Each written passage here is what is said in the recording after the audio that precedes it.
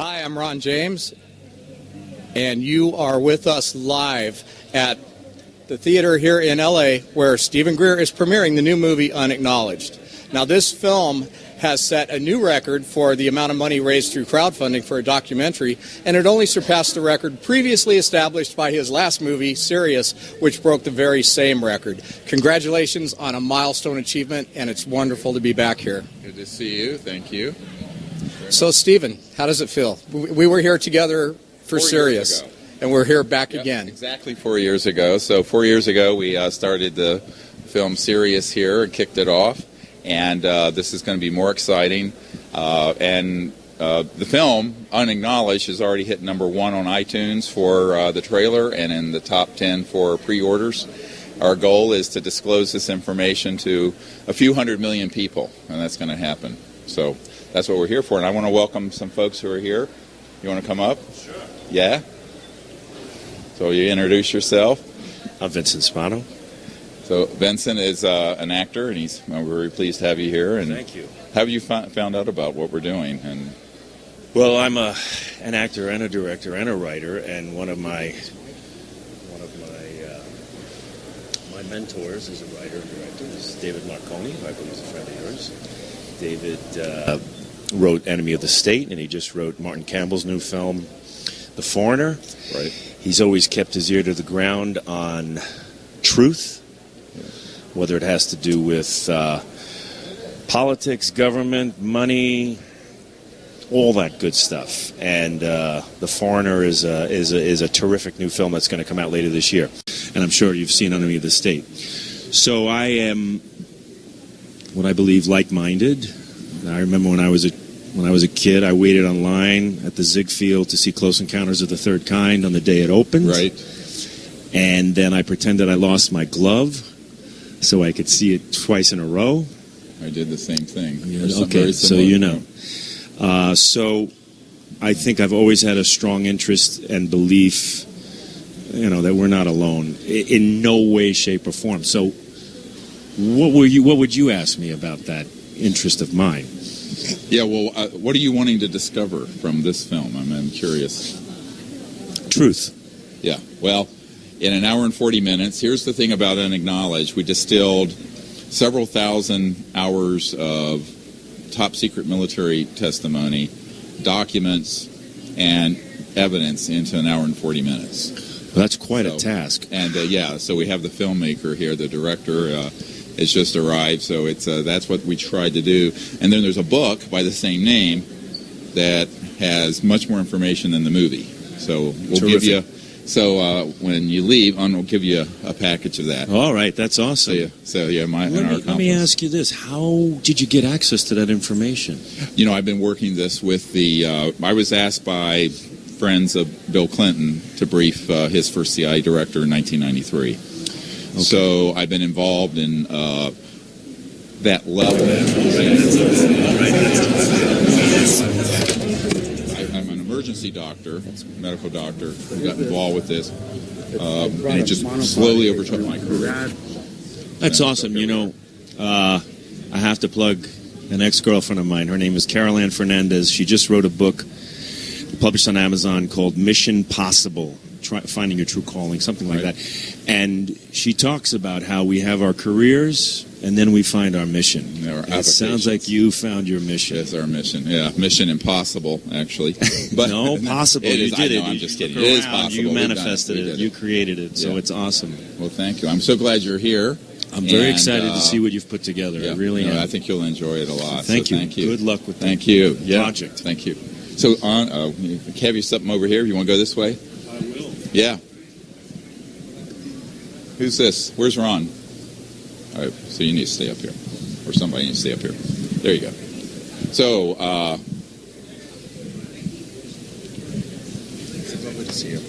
this is David Marconi. Those of you who have seen the movie Enemy of the State, that was his project, a brilliant writer. We're going to collaborate on some things. And first time I think I talked to you, I said, I thought I was the enemy of the state. Opinions vary. Here's this microphone for you, David. And Just for people who don't know David Marconi, I've had the pleasure of meeting him in the last few days. Brilliant writer, and we're going to be counting on you to do a great screenplay for something coming up in the future. I want to thank you for the work you've done. I believe in conspiracies. I believe in theories. I believe in facts. Conspiracies are like dogs. One day you wake up and you notice them and they're everywhere. And the UFOs and free technology is one of the greatest conspiracies out there. And the fact that you're able to find these people and get them to go on tape and do what you're doing, to me, is an inspiration. And I'm touched by our relationship and to be able to meet you. And if we can come up with a great project that would somehow, elevate this in a kind of a Hollywood type film, reach a lot of people, it would be terrific. It's about educating 7 billion people about something. Half the public know UFO and the government's hiding something. What they don't know is how they're doing it, why, and that's what this is about. Yeah. Well, I think it's and the why is the hardest thing to answer. Yeah. But I want to thank you, and it's my pleasure. I think it's very, very important work that you're doing, and I'm very honored to be here tonight. I appreciate it. So if you want to ask a question? Is there a kind of I've got my own mic, is there an underlying sense among people in the entertainment industry that you've noticed that kind of reflects an awakening to this topic? Because for a long time it was considered to be, something that was ridiculed, and more people in high-profile positions are coming out and saying, yes, I believe this to be true, and yes, I believe that things like this are going on. Have you noticed yourself that there's more acceptance among your peers? I'm talking from personal experience in that I've witnessed things 3 or 4 times that, when I was growing up, when I was 7, 8, 9, 10, I used to build model airplanes. I knew what a jet airplane looked like. I knew what a prop airplane looked like. I knew what the Wright brothers airplane looked like because I built them all.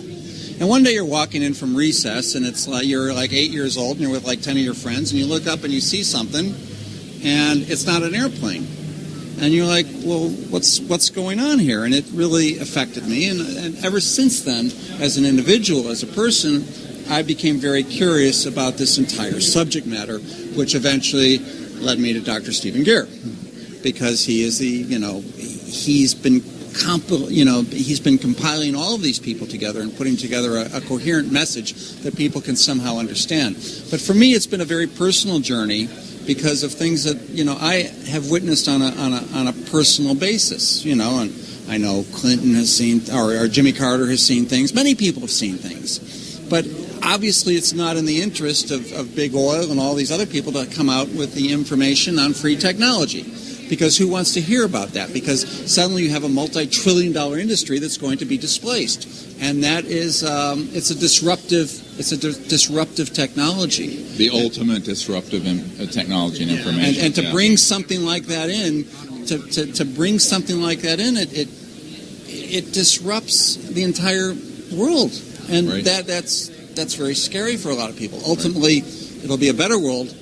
But it's not a world that won't come without growing pains and displacement and everything else. And you're what we call an experiencer. So there's people that believe, and there's people that have had something happen to them, whether it's an eyewitness event or an abduction event or anything along those lines where you actually went through something. See, what you don't know about that is a lot by using that word. So here's the thing. When this movie, what you're going to find out is that about things that are in the category of the usual UFO ghetto, like he just mentioned, those have been done by the counterintelligence community for 60 years.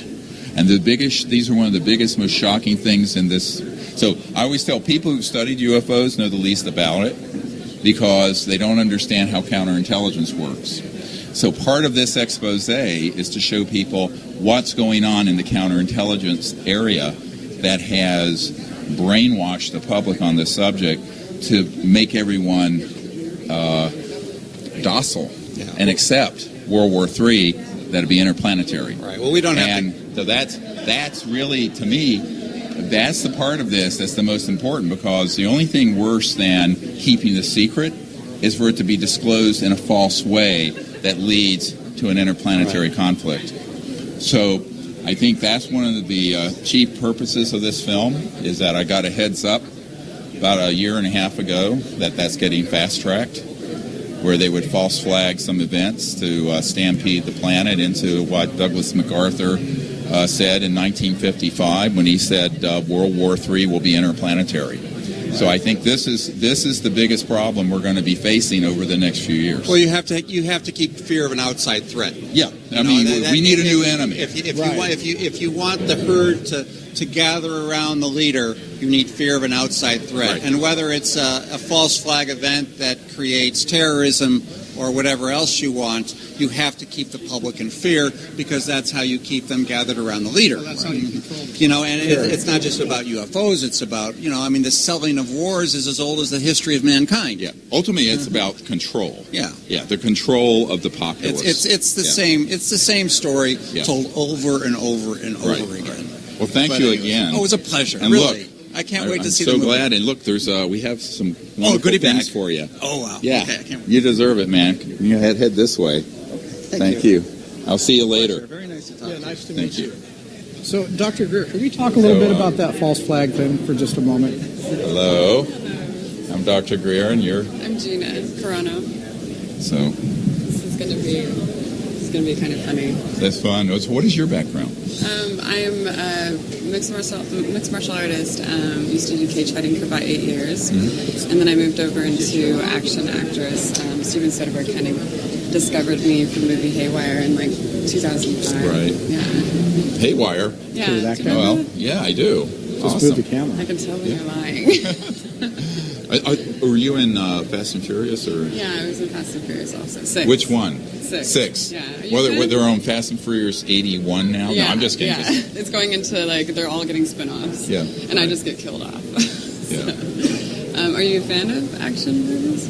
I like action movies that are based in actual events, which is the next thing we want to do. Right. Yeah. So what's your favorite action film? Well, I don't know. I would say I really liked Argo. Oh, yeah, that was Okay. amazing. Yeah. Ben Affleck. Affleck's. Yeah. I really enjoyed that.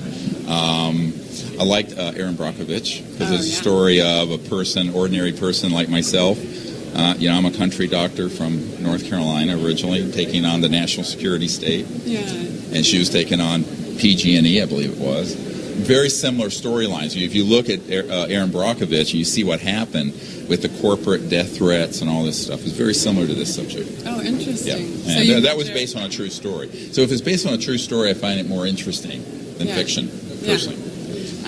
So the director who did Aaron Brockovich is the one that broke my career, so. Oh, wonderful, cool. He did Haywire. So it's interesting that you brought that up. So you I don't really know anything about any of this. I kind of showed up because my buddy Jeff Bowler was like, "Hey, come to this thing," and I was like, "Okay." And so I snuck past this red carpet, and they're like, "You have to go back up there and talk to them." And I'm like, "Oh God." So what should I know about this going into this?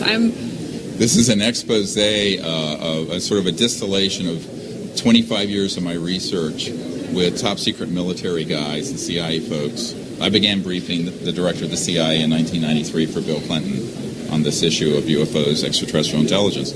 And it's really to answer the question of what is the truth of the subject, how has it been kept secret, and the big one is why. Why is it secret? Who cares to keep it secret?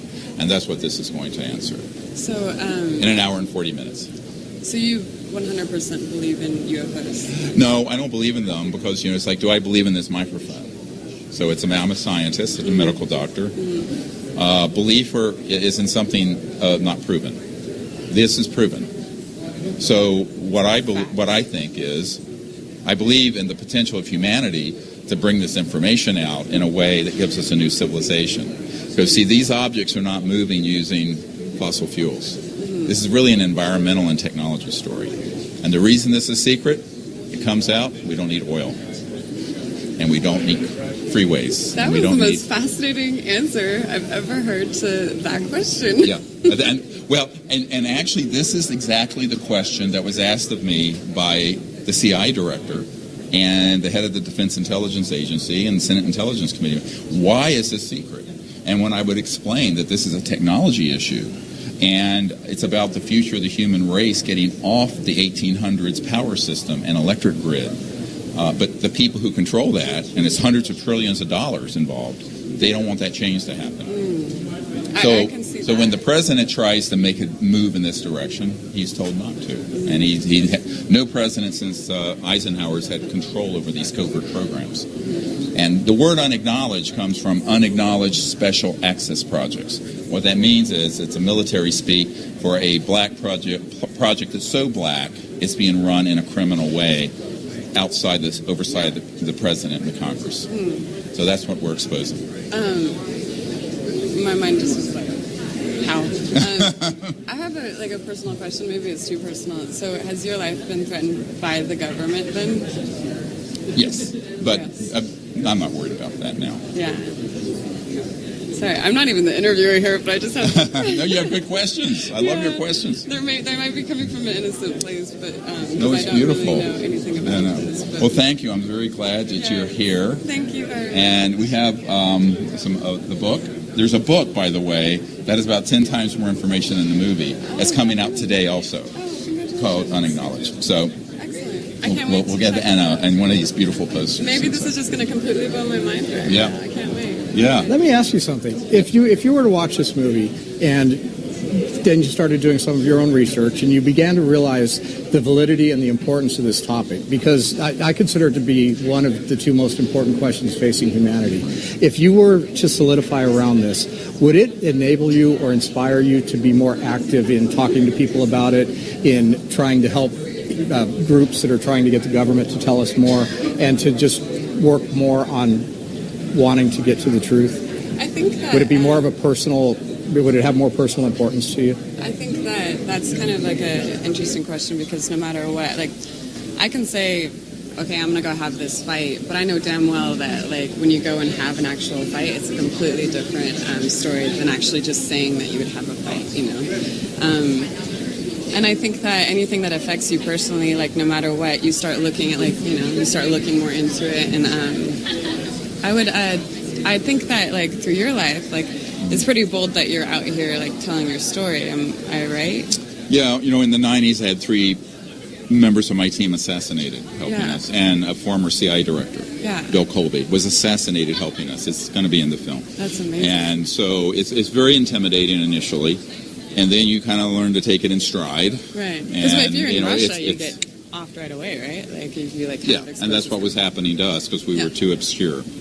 So by being not obscure, there's a certain level of protection. Yeah. And I always tell people, don't underestimate the fact that there are a lot of people in classified projects who want this information out. Yeah. But they don't have the final control at this point. Right. So it's moving in that direction. And disclosure, I founded the Disclosure Project 2001, May 9th, which is the 16 years ago from this May 9th when the film is finally available to the public. This premieres before the release on May 9th. That event was seen by several hundred million people around the world. Wow. And so we've been struggling to move this information out to the public for a very long time. Because of fear.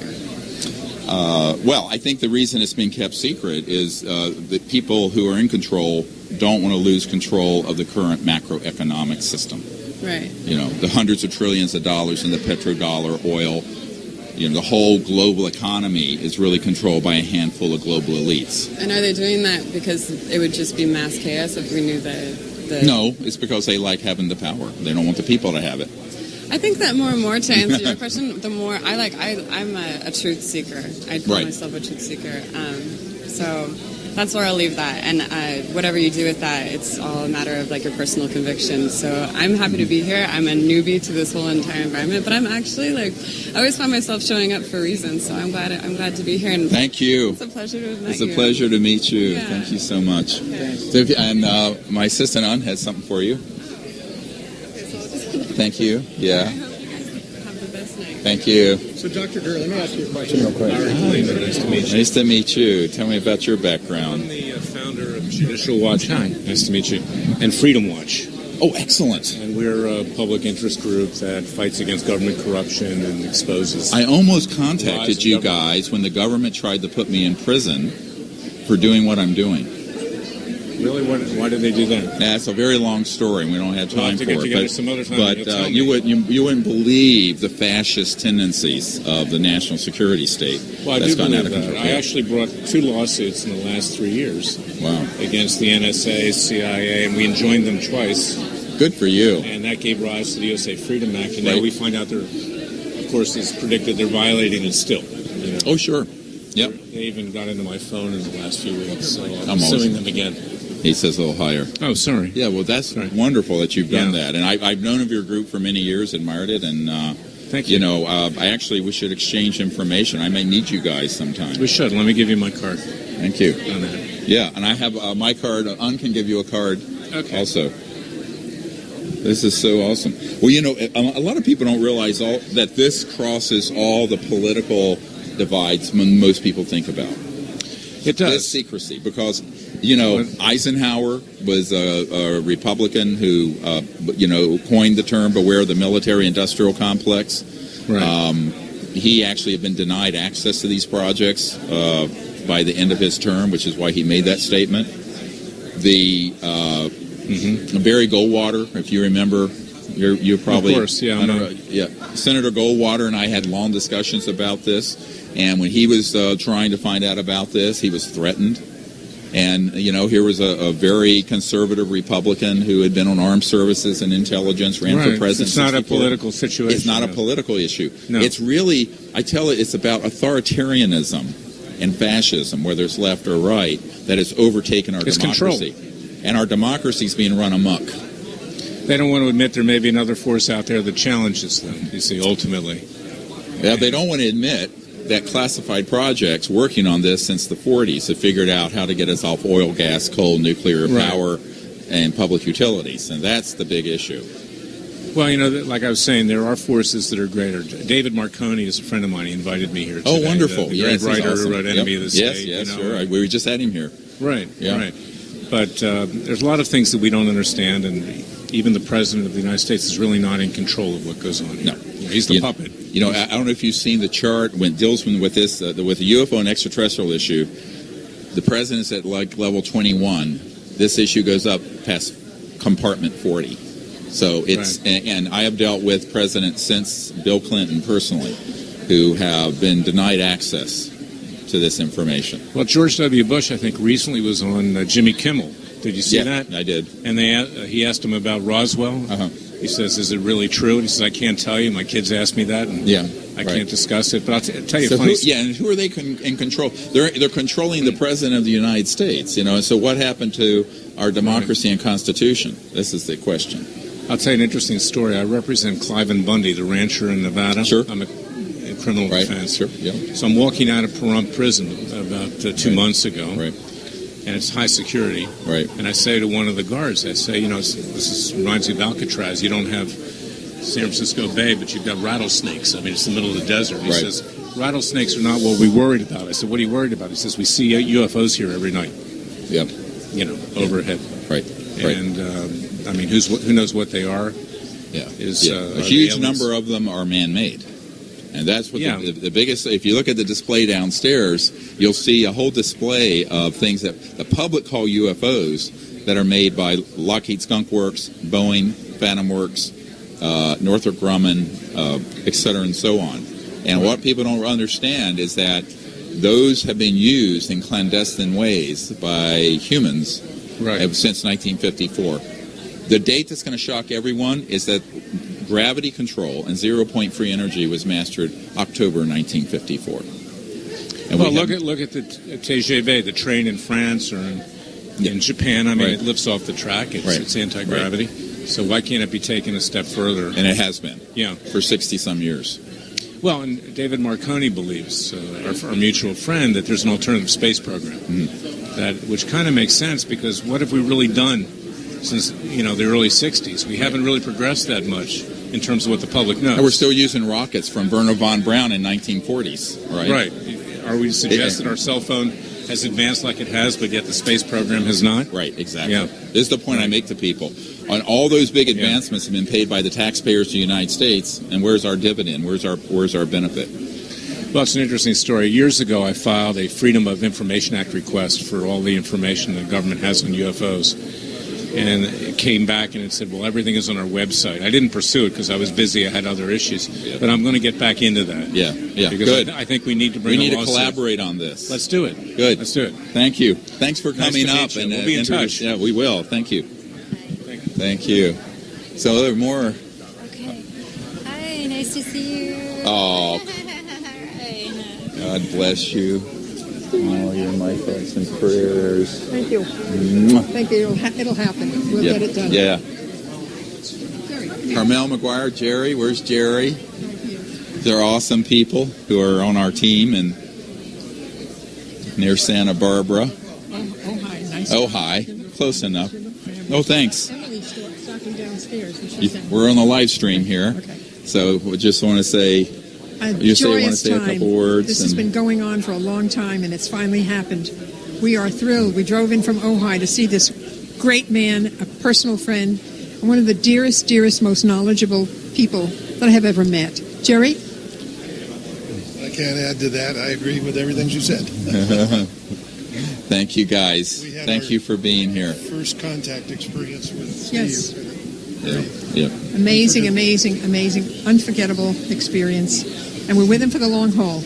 Absolutely. Have a fabulous evening tonight. God Thank bless. you. Thanks so much. Okay. Keep me in your prayers. Hope to see you at the party after, if you can make it, if you feel up to Who's it. next?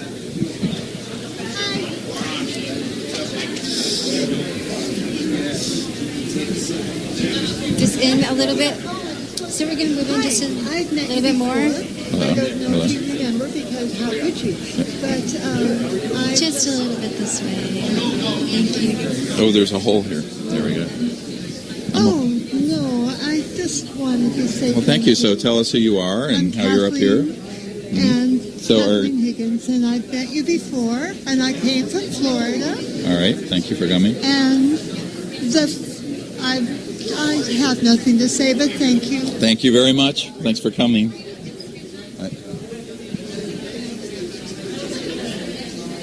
She just told me to go this way. He just wanted him this way. So, yeah.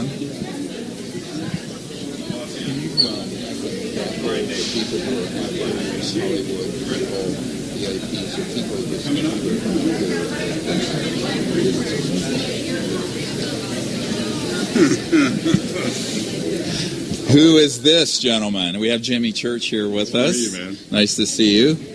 So I would like to thank Jimmy for coming and for supporting the disclosure effort and our effort for a number of years. And what do you want to say a few words to all the folks watching? I'm going to say this is amazing. How are you feeling right now?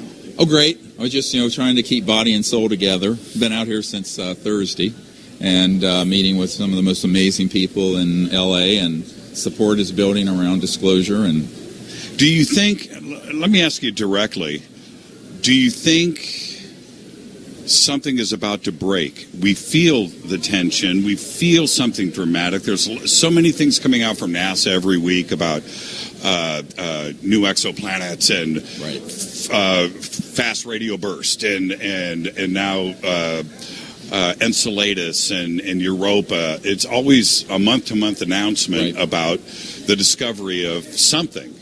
Do you think it's their way of getting us acclimated? I think it's been going on for 60, 70 years, but it's picking up the pace. But my concern is that I wrote a paper back some years ago called When Disclosure Serves Secrecy.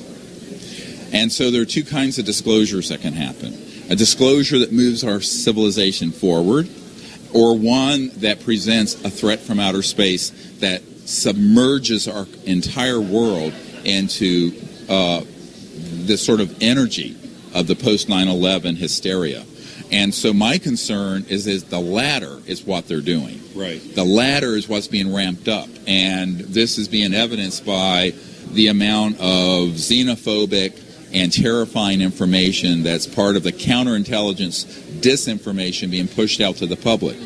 And one of the exciting things about this movie is that we have an Air Force counterintelligence officer going on the record about the government controlling the media on this. You think they're out there right now? And hoaxing hoaxing things like abductions and what have you. So I think that what people have to understand is who benefits from the fear.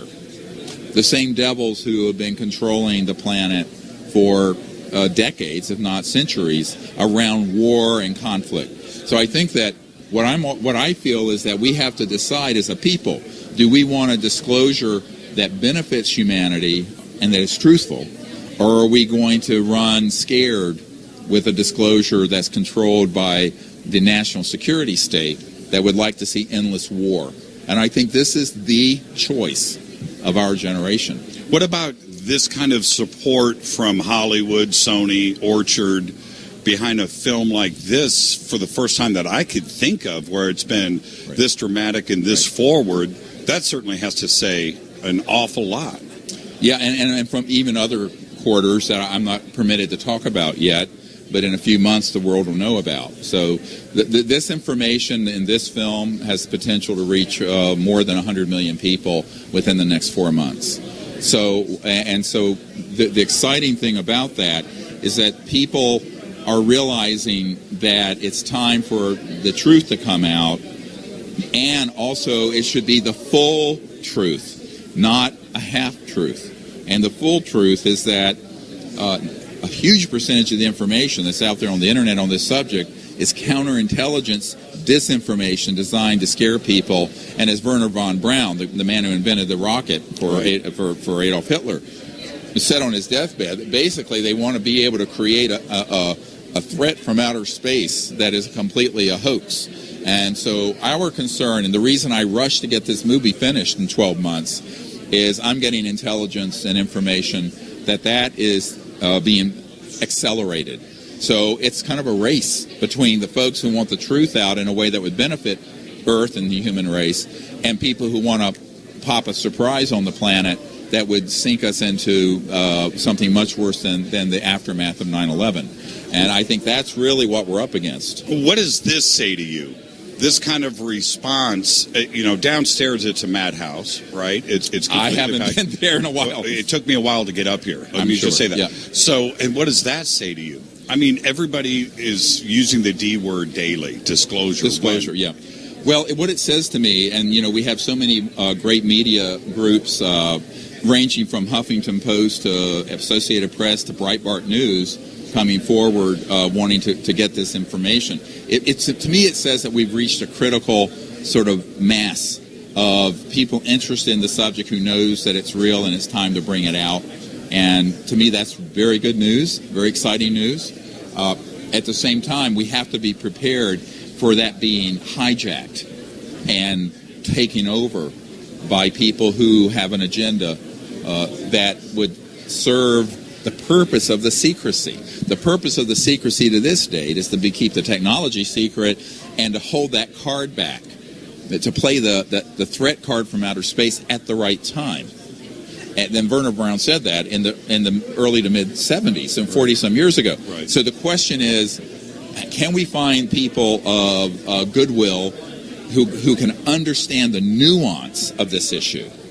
Obviously, the majority of Americans think UFOs are real and the government's hiding something. What this film and the book is actually 10 times more detailed than the movie. And by the way, all of you should ask your local booksellers for Unacknowledged, the book. Because if we can hit the New York Times bestseller list, that will move disclosure forward by leaps and bounds. Well, I'm going to you've got tons of people that want to jump in here. Yes. I will say this to everybody out there. Stephen will be on with us on Coast to Coast in about 2 weeks. He hasn't formally accepted, but he will now because we're streaming live to the world. And so there you go. Stephen, congratulations. Thank you. From all of us. Thanks for coming and your help. I appreciate it. And we'll see you tonight after the Thank you. After the show. Thank you so much. Thank you. Who's next? All right. Hi. Oh, you want? Oh, okay. Who's next? Okay. Those are signed. Thank you. You know what? Okay. Oh, good. Great. I need it. I got kind of burned. Hi. Hi. Nice to meet you. Nice to meet you. I'm Dr. Arthur Greer. Sarkisian. What's your name? Arthur Sarkisian. Nice to meet you. I'm a producer. I produce the Rush Hour movies. Oh, Rush Hour. Yeah, that's what we were in today. Right.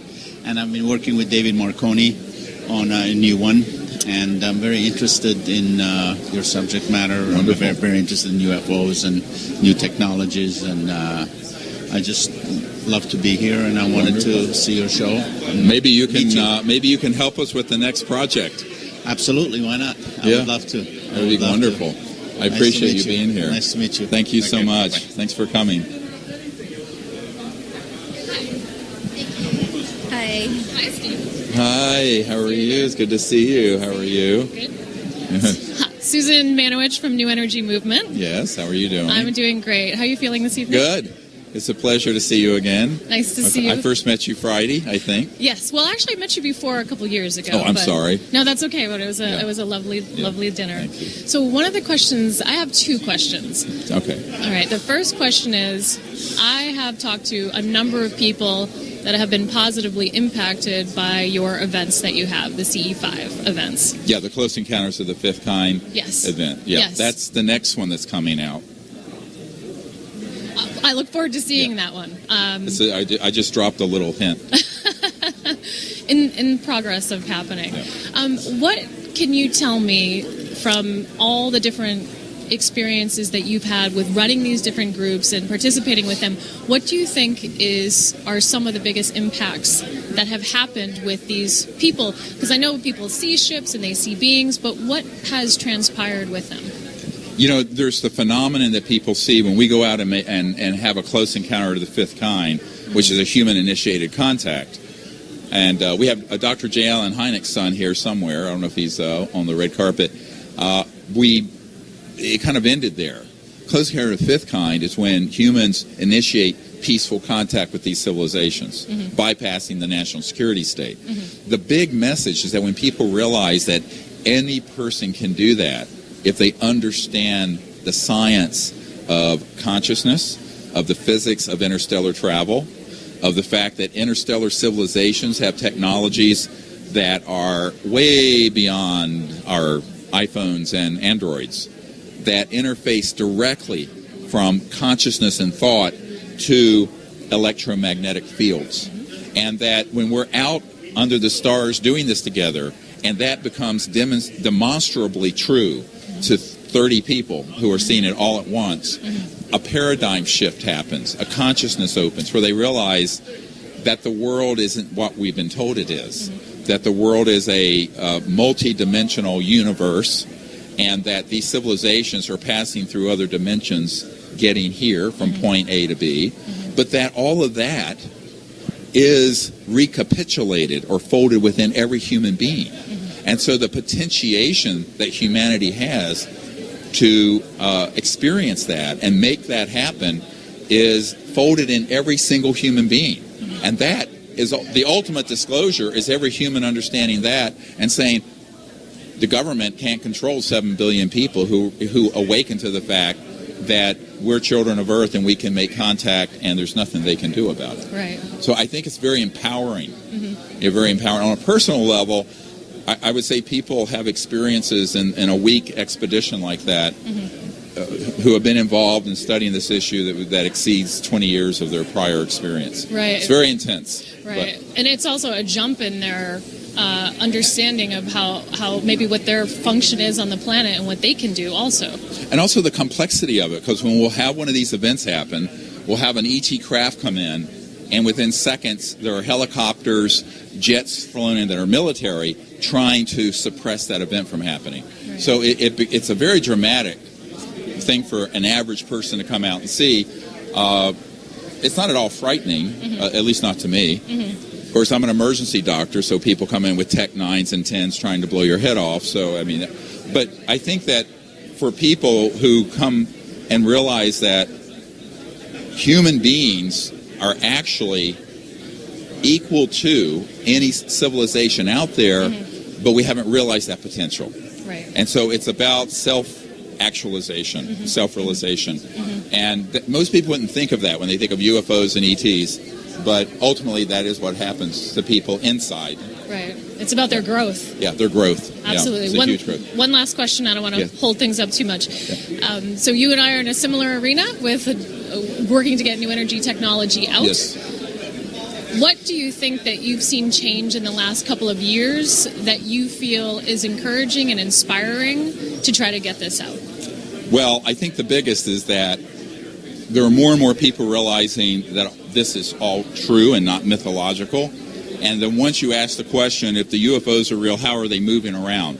And they're not using rockets, and they're not using Jet A fuel. So it's opening up the question of why are we still using old fossil fuels and even nuclear power that's 100 and some to 70 years old when we've had these other technologies that are in classified unacknowledged special access projects. So for me, I think people are beginning to realize that our biggest problem is secrecy. And I want to point out to everyone listening at home, in the book, and I think it's in the film as well, that you'll see beginning May 9th, if you're not here personally, it's the date of the release of the film. The first director of the CIA said that the secrecy related to UFOs is a threat to the national security, not the UFOs. Eisenhower warned of the same thing. But this was explicitly in a letter in I believe it was 60 or 61 to Congress. And it was actually published in the New York Times, where the very first CIA director was very upset that the uncontrolled black projects dealing with this issue that were sitting on zero-point energy, anti-gravity, free energy, and that this is actually criminal, but it's threatening the national security and now world security. And so this is a very important point. And the reason I think more and more military and defense contractor people have come forward is that they realize they've been part of a system that is in the process of destroying the planet. Right, and they have grandchildren and children. And they have as well. children and grandchildren like I have 4 children, 8 grandchildren. Terrifying thought, huh? So, but thank you again. Right. We have some more other folks. Thank you so much. Thanks for coming. And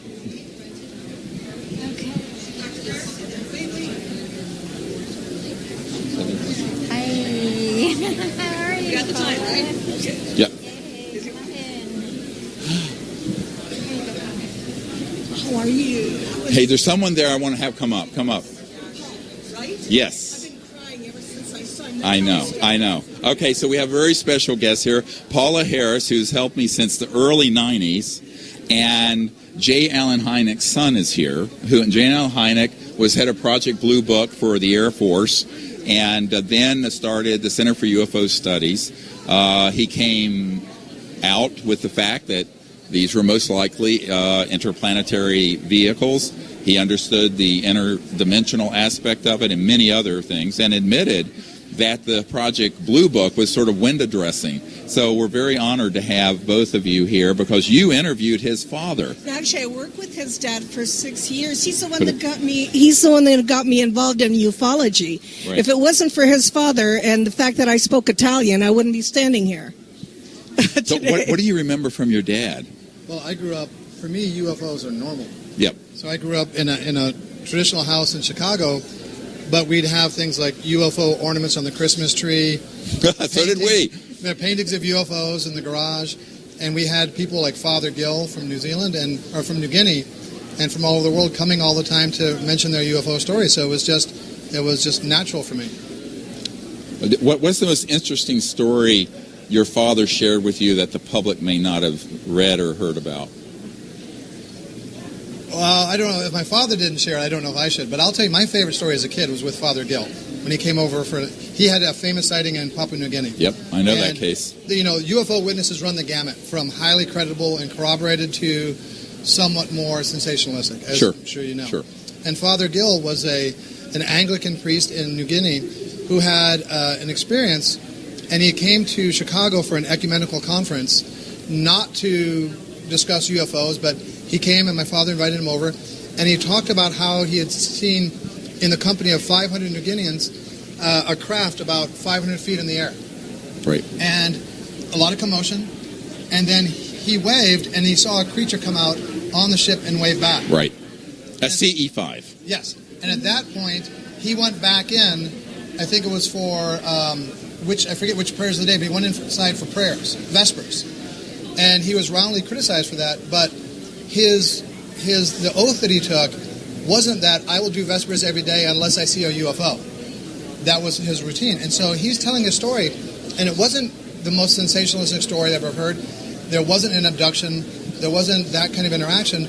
But he was so low-key and just answering the questions he was asked. Right. Very clearly possessed of all his faculties. And matter of fact, yeah. And matter of fact, and also very comfortable in his own skin. Right. And there were 500 other people that saw it. And I believe some radar corroborations from the other side of the country. So for me, it was one of the most compelling testimonies I'd ever heard. Right. Yes. And that was just dinner. That's wonderful. Monsignor Balducci. So Yes, Monsignor Balducci, yes, absolutely, at the Vatican. At the Vatican. Paula Harris set up that interview and meeting, and one of the things that was interesting, I don't know if you remember this, but when we were off camera, Monsignor Balducci was a senior theologian to Pope John Paul, etc. We were on the balcony, and he says, I could not be giving you this interview unless Papa, meaning the Pope, wanted me to. Right, exactly. Yeah, so there's a lot of support for disclosure in places that are quite surprising. Yes. Yeah. Thank you. And thank you for being here. I appreciate it. It's a pleasure Thank you. to work with you. You're an fantastic. angel. She's an angel. Without her, we wouldn't have gotten this far at all. Jan. So good to see you. I'm very pleased to have the International Director of MUFON, the Mutual UFO Network, here. And he has been an enormously great support person and friend and has done tremendous work. We've known each other for at least 20-some years. Over 20 years, yes. Yeah, Exactly. yeah.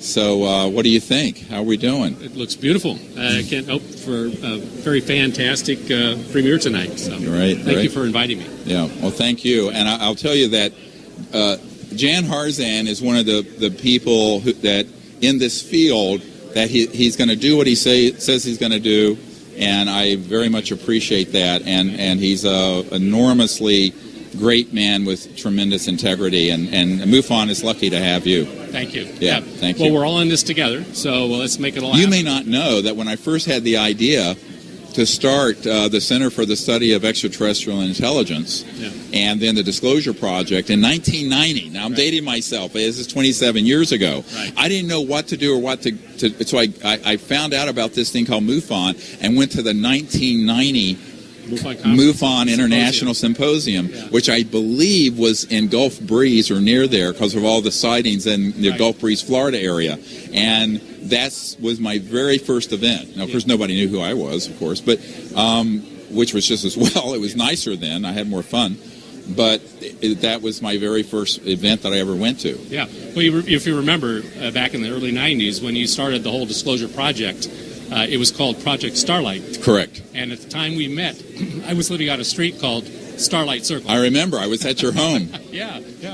Anyway, congratulations and have a great Thank you. I appreciate it. Watching the film. Thanks for coming. Appreciate it. Great. Wonderful. All right. Who else we have out there?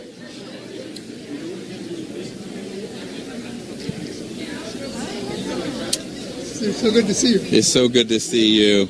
I am very, very honored to have Dr. Bob Woods here. He is a Disclosure Project witness from the early days. I'm one of your patients, that's right. Yes, one of my patients. You're not one of my... Pages. Oh, Pages, yes. And he's actually in the film. And why don't you tell them what you did, what happened at McDonnell Douglas when you were with the Condon Committee, just briefly. Okay. Yeah, years ago, my boss asked me, what should we tell the Air Force how to get to orbit and back 10 years from now? So I told him, why don't we tell them how the UFOs do it? So he said, go ahead and work on that. And so I read 50 books. And your boss was Old Man McDonald, right? He was ultimately, yeah. Yeah, of McDonnell Douglas. Yeah, that's right. So we wound up getting $500,000 to actually study that project in 1969. So how UFOs work. How they work, yeah. Yep. The question was, did we figure out how they worked before or after our competitor Lockheed? After. That's right. Let me give you the date. Yeah. October 1954, we mastered gravity control. I believe that. Yes. Yeah. Yeah. So there's a Naval Research Labs senior scientist there for years who was in the vault and saw that documentation. I think the Navy was way ahead of everybody else. Yeah. NRL, biggest defense lab in the United States. Of course, Thomas Edison started it, as you know, or you may not know. But yes, and so 1954 October. So if you look at your roads, your freeways, your cars, your jets, your trains, your boats, all of that's been obsolete since before I was a twinkle in my father's eye, and I'm no spring chicken. I'm really glad you're bringing that out. Yeah. Good. Thank you. Well, it's a pleasure and an honor that you're here. Thank you so much for all of your help. I appreciate it.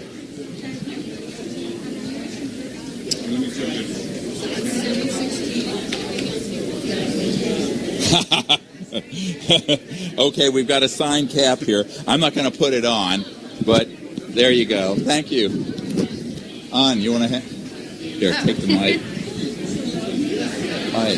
Tommy Burr. Nice to meet you. Here on this side, can we switch? You want to switch? Yeah. Do-si-do, don't trip. Thank you. Hi, so tell me about yourself and how you got to be here. I'm a commercial real estate broker in North Carolina, actually, Raleigh. I know your old stomping grounds around the States. Grew up in Charlotte. Yeah. Thank you for coming. Well, I started getting interested in this after watching you and several other people. Started doing the research, and I'm having a hard time not putting the pieces together as a logical, wanting to find out. It makes too much sense. Sure. It's all very logical once you figure out what the secrecy's about. Right. Yep. And all of it makes sense at that point. So yeah, you're part of a CE5 team in North Carolina, or? No, but I'm thinking about it. I've always wanted to do something, and I saw you say it one time, which is everybody wants to know, but nobody wants to do anything. Yes, that's the hard choice. Right. And everybody wants to know, nobody wants to do. Yeah. So it's time for us to act, everyone. Right. Let's do it. And we've been doing that for 50 years or whatever, so... 70 years this year since Roswell, right? I'm not getting any younger, and I want to know. Yep. So I'm glad you're here to find out. Well, it's going to be a great night. Thank you so much. Right. I appreciate it. I'm sorry. I didn't say thank you. Huh? Yeah, of course. Come, Jim. Oh, look, where's Paul? Is Paul with you? He's not here yet. Oh, okay.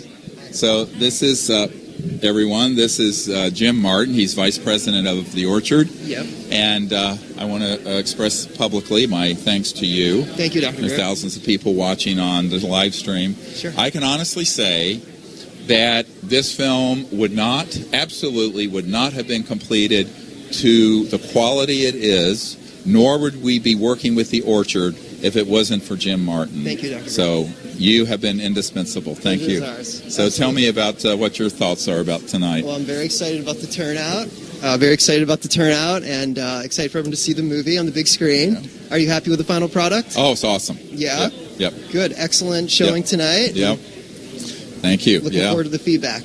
Yeah, well, we're over capacity here just about, so it's exciting. And we have a lot of media who are coming, and I think that there's some things that you and I know about that can't be talked about yet. That's right. Eventually, this film's, I think it's eventually going to be seen by 100 million people. Agreed. I really do. Yep. Yes. Thanks to you guys. Oh, thank you very much. Thank you, and to Paul as well. Absolutely. Paul, the head of the film division at the Orchard. Thank you. That's right. Good. Thanks so much. Dr. Greer. We'll see you later. It. Yes. Okay. Thank you. Okay. Thank you very much. Well, hey, we got to go. We're starting our program downstairs in 10 minutes, so I'm going to move off of here and head downstairs. Thank you guys for joining us. The contributions to make this happen were from $5 to $111,000. And it's really been touching to see people from all over the world wanting the truth to be known, for disclosure to happen, and for us to begin a new civilization on this planet. And there are a few people that I really want to thank who are specific individuals.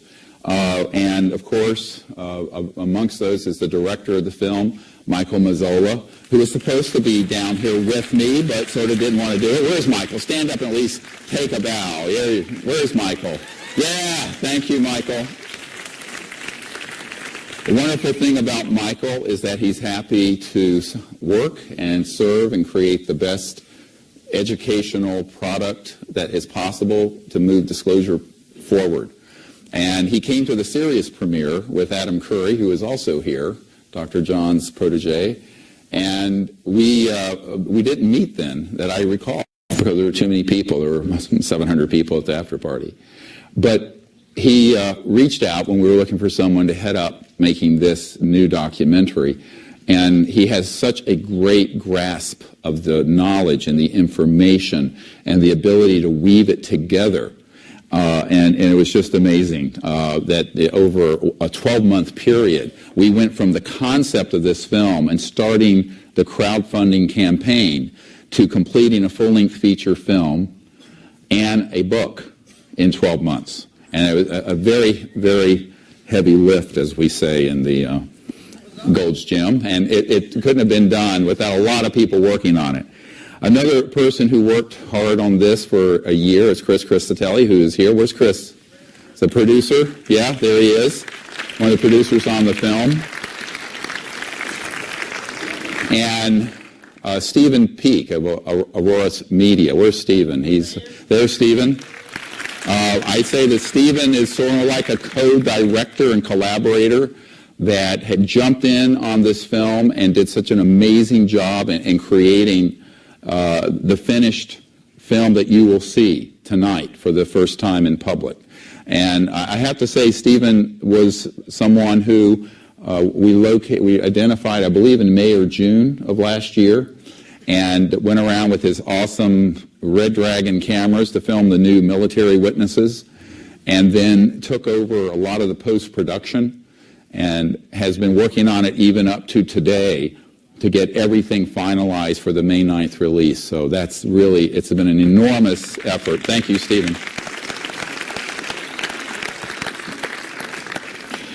I want to also thank specifically, and I'm not going to name all of them, but there are a few of them here, the military and corporate government witnesses who have had the courage to come forward and speak the truth.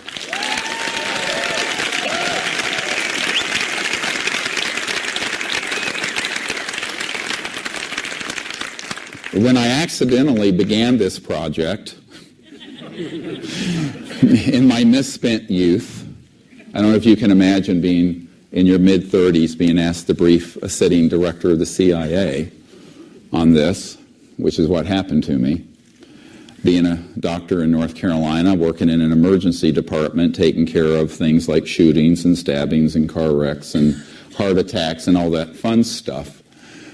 And at that time, I was asked to do it because we had successfully, in the spring of 1992, had a close encounter to fifth kind project where we set up protocols to contact interstellar civilizations, and 4 extraterrestrial vehicles showed up on the beach.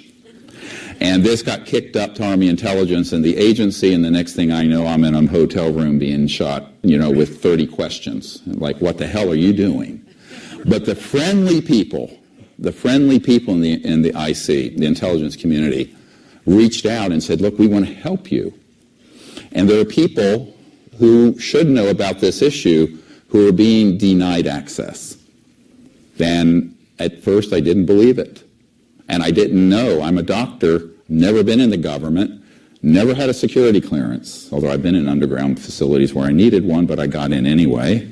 That's another story for another day. And what ended up happening is that the people who were key to making disclosure happen were the folks on the inside who know how dangerous this secrecy is. And those are a larger number than you can imagine. Of the little over 100 military and CIA and corporate witnesses that I have on videotape, those are maybe a tenth of the ones that I have interviewed, because the other 90% are afraid of lethal force being used against them. But the ones who have stepped forward, I think, are heroes of our country and heroes of the world, and thank you, each and every one of you who have done so.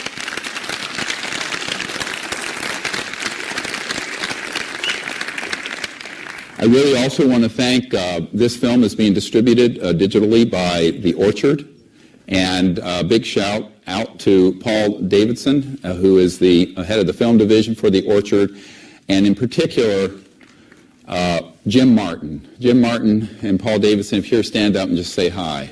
Everyone needs to know you guys are the movers and shakers making this happen for the whole world. And I think that through the efforts that the Orchard has launched, there are millions and perhaps tens of millions and very possibly hundreds of millions of people who will know the truth. They are doing an amazing job. And also Julie Adansker, who is their marketing pro. Thank you very much for your great efforts.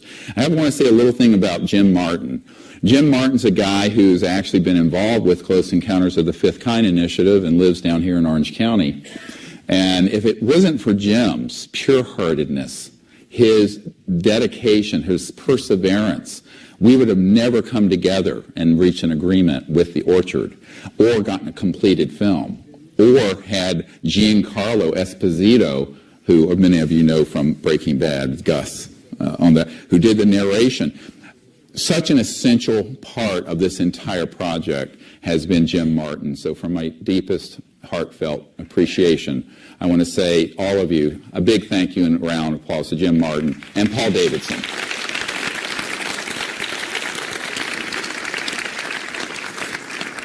Now, I also want to thank Linda Martouche, who is a volunteer. Believe it or not, this whole production this weekend is being done by volunteers. So we have no paid staff.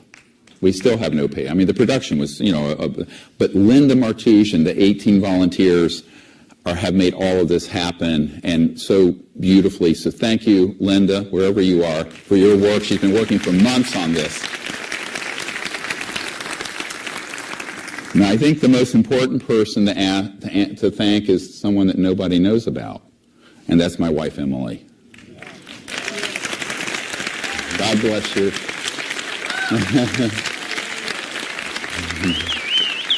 I can honestly say I wouldn't be a medical doctor without her. I wouldn't have 4 children without her, certainly. Or 8 grandchildren. Scary idea that I have 8 grandchildren. And then the entire disclosure project and all of the work we have done, the person behind the scenes who has done the chopping wood and carrying water, just the behind-the-scenes work, day in and day out for 27 years is Emily. So thank you, Emily. God bless you. I love you forever.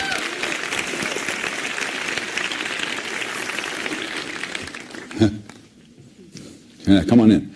We're going to have, by the way, our 38th anniversary in August. And usually when people come on one of these expeditions with me for a week, about halfway through, I say, can you imagine being married to me for 37 years? And all the women go, no! It's kind of like drinking from a fire hose. Anyway,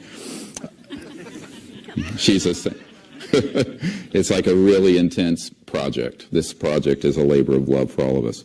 I also want to thank Steve Alton, who is the co-author of the book Unacknowledged. Now, we're here for the movie premiere, but this is also the book premiere. All right? So here's how all of you concerned with disclosure can move it forward. Go home tonight.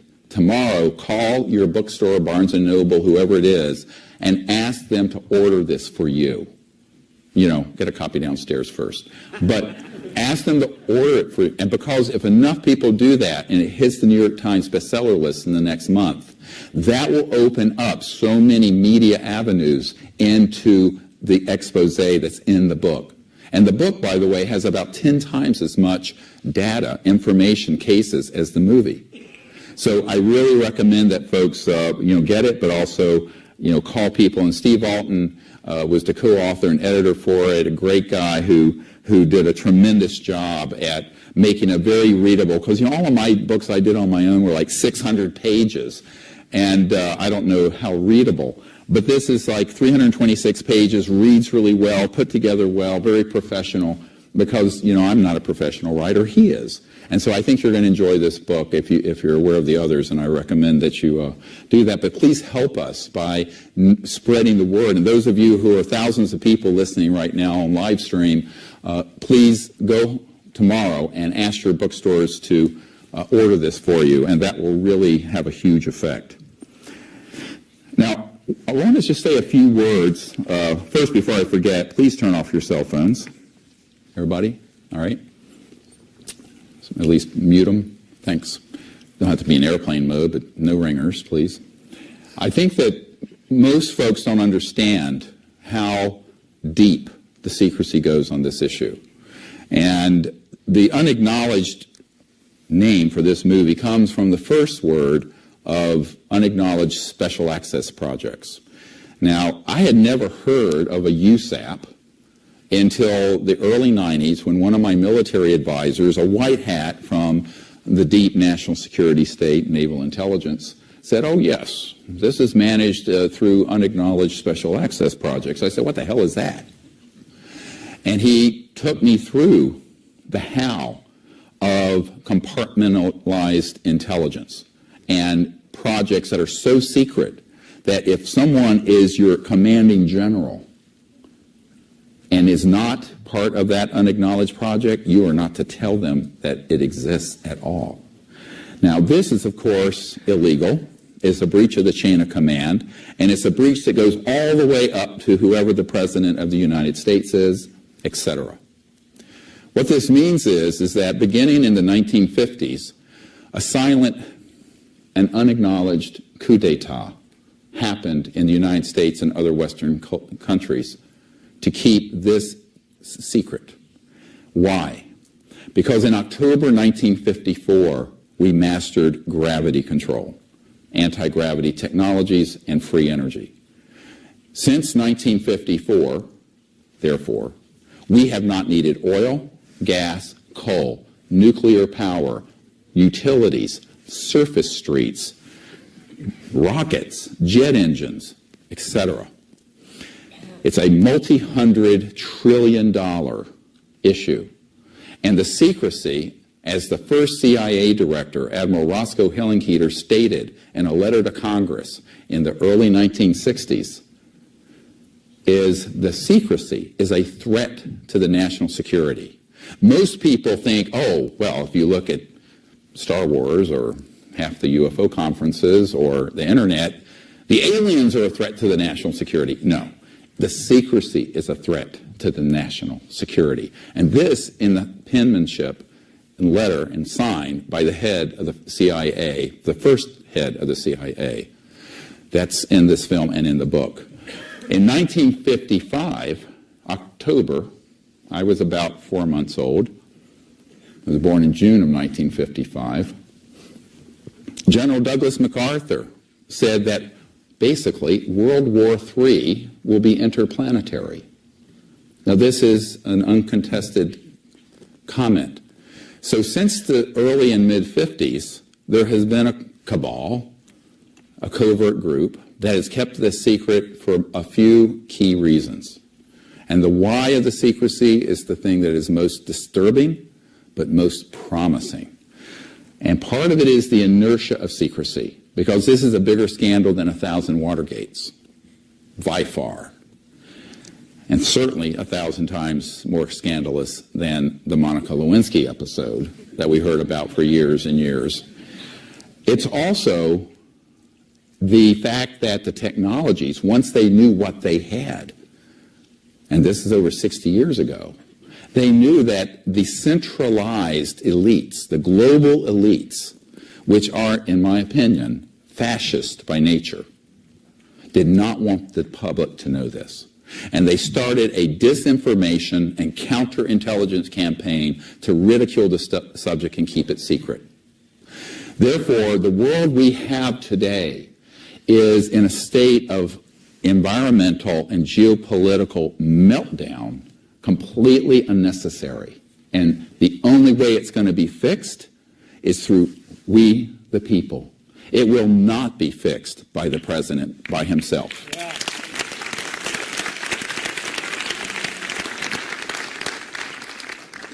And therefore, this is a call to action, this movie. It's not made for those of you who already know something about UFOs, actually. It's made for the other 7 billion people who are our brothers and sisters on this planet, who suspect there may be something going on, but they do not know why it's secret and how it's been kept secret. Because if you were to ask 100 people on the street, maybe there'd be one, and I doubt it, who would know about what an unacknowledged special access project is, and that those projects run in a subterranean way, literally and metaphorically. so that the leaders that we elect and appoint can't control them. The other thing to remember is that, having been involved with the level of presidential briefings since 1993, a president may be read into or briefed on the subject, but it doesn't mean he has access control. Don't confuse knowing about it and controlling it. Because here's what happens. They find out about it, they want to move forward with getting the information out, and they're told, no, sir. It doesn't matter, it's the commander-in-chief. This is a serious problem because it makes a mockery of our democracy. The other problem is the fact that the fourth estate, the media, has been corrupted on this issue. And for the first time, we have an Air Force counterintelligence officer who is responsible for disinformation admitting in this book and in this film that bags of cash have been carried to senior people in the media, locally and nationally, to secure their cooperation with secrecy. We have a CIA document that states it, and we have a constitutional attorney who saw documentation that way back during the Pentagon Papers era, he saw documentation that there were 42 people on the payroll of the CIA in senior positions of the major media in the United States to control the media. This is not a conspiracy theory, but anyone who's concerned about freedom, democracy, and the future of our planet should be quite concerned by this. But I don't want to leave people with all that. That's part of the story. The bigger part of the story is that we have a choice to make, and it's the choice of a millennium. We can choose to go into the future with the status quo prevailing, or wait for the government to do disclosure, which will be a false disclosure and will be designed to scare the hell out of the public.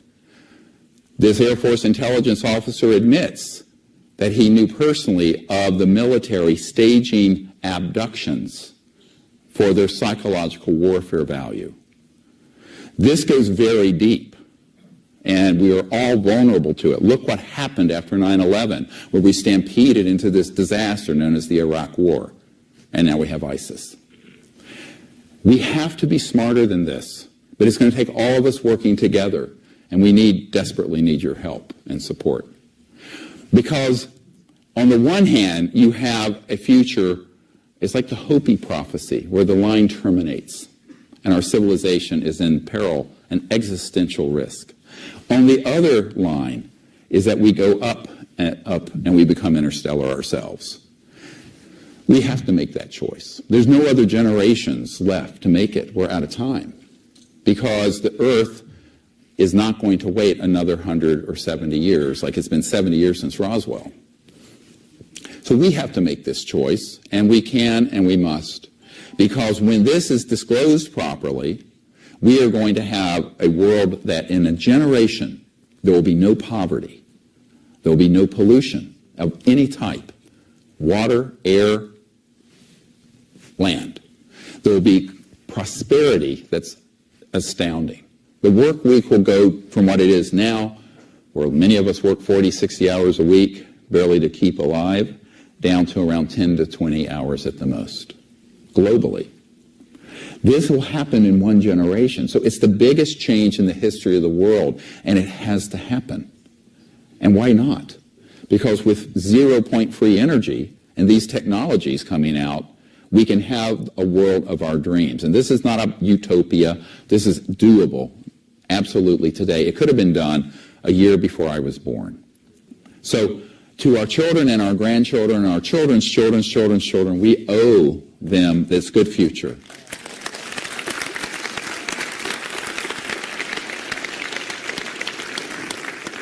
And to that end, I want to announce, and it's mentioned in this film, that we want to start a New Earth Energy Incubator. You know, Google has a incubator for ideas and technologies. We need a people's new energy incubator where we have adequate funding. So anyone who can help us with that, see me after. Come to the after party or see me tomorrow before I go back East Coast. Because what we have to do in a very short amount of time is put together the best minds in the world who understand the physics of zero-point energy.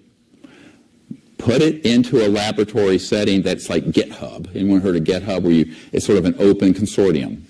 No intellectual property, no secrets, nothing like they're doing at Apple with iPhones or at Elon Musk is doing with SpaceX. It's all open source, 100%. And the laboratories are streamed online.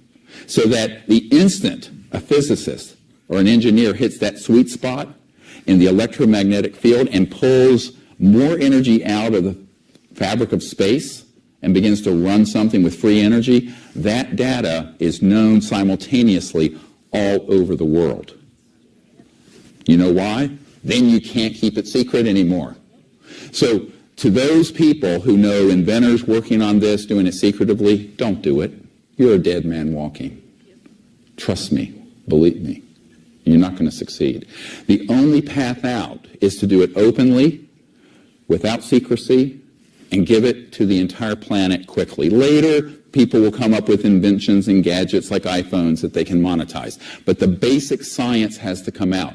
So this movie, we hope, does well enough financially to be able to put together the beginnings of that research effort. But we need people to come forward who understand that our civilization needs a serious, it's like the Marshall Fund for World War II, for Europe after the end of World War II. We need to create a fund where these technologies are developed and brought out, but we have to be smart about it. We have to do it in a way where there's no secrecy, where the public owns it, and it's open source, without intellectual property restrictions and without patenting. And most people in the venture capital world don't want to do it because they always want to monetize it right away. I would say that's the second step. The first step, it's like creating the internet. DARPA did it. But DARPA, the Defense Advanced Research Project Administration, isn't going to do this. You know who can do it? All of you. I know some of the people in this room. There's enough resources in this room tonight to put that new energy incubator together and get it up and running within a few months. I hope you'll help us, because this is what this message is that if we come together and stop waiting for the government and Big Brother to fix the problems and say that we, the people, will create the world of our dreams and a new civilization on Earth that will endure for thousands of years in a sustainable way, and we will become extraterrestrials to other planets in the coming generations. That's what this is about. Enjoy the film. Thank you very much. I appreciate all of your support.